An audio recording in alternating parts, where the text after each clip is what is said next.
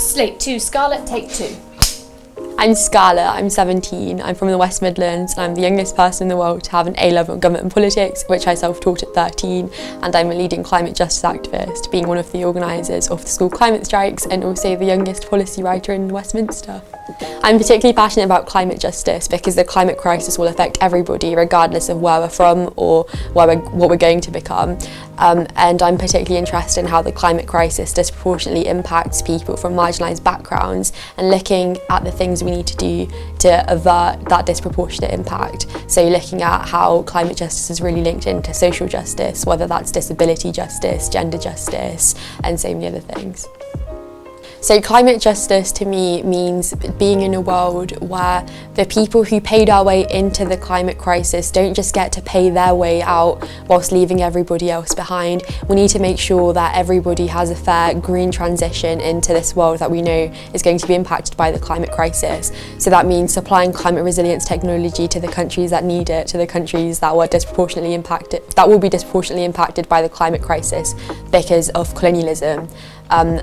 And it also means things like putting in measures for a more equal society, whether that's making our planet more accessible for disabled people, bridging the gender gap that we have in terms of mortality rates in natural disasters. Women are 14 times more likely than men to die in the event of a natural disaster.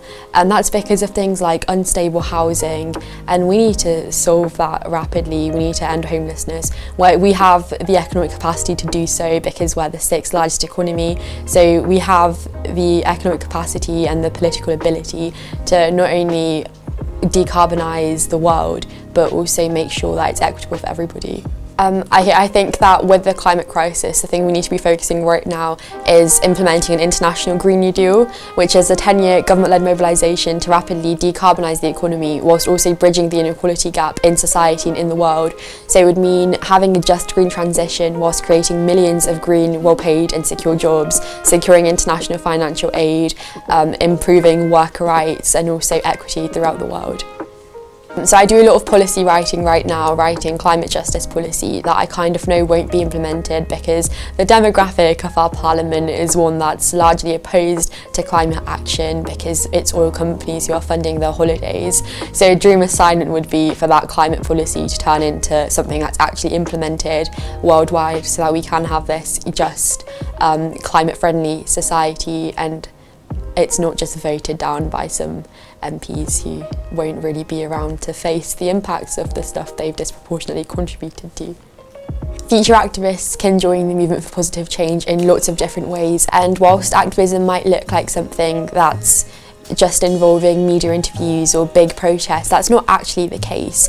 When we look at the climate crisis, we know that it's been fueled by things like greed and inequality. So even taking small steps in your own community to combat that, whether that's volunteering at a food bank, helping each other out through mutual aid like we saw during the COVID pandemic, attending a protest, writing to your MP, and so many other different things are actually much more big and worthwhile than we may think. So doing activism isn't just about the glossy magazine spreads, it's about helping each other out, and everything that you think might be small actually is a lot bigger than what you'd initially think.